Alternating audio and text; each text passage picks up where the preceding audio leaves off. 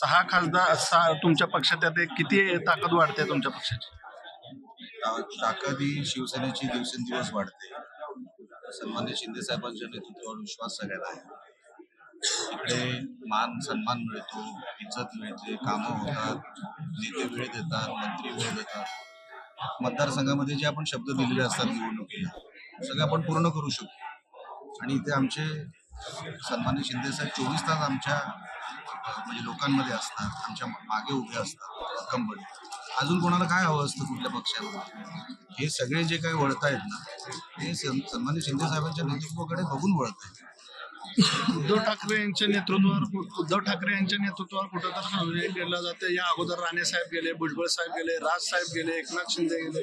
आता काय उद्धव ठाकरे यांनी काय? लिडरशिप क्रायसिस आतापासून नाही, वर्षांपासून आहे. हे तुम्हाला माहिती आहे, इतिहास तुम्हालाही चांगला माहिती आहे. त्याच्यामध्ये काही नवीन नाही.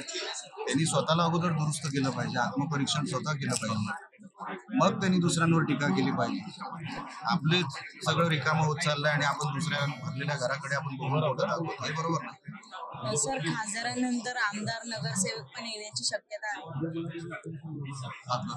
पॅन महाराष्ट्र येण्याची शक्यता आहे. नुसतं मुंबई वगैरे नाही, आमदार तर येतीलच, कॉर्पोरेटर पण येतील जिथे जिथे आहेत महाराष्ट्रामध्ये. सर्व ठिकाणी असं म्हटलं जाते की संजय राऊतांच्या भाषेमुळे शिवसेना उद्धव ठाकरे यांना होणारच ना.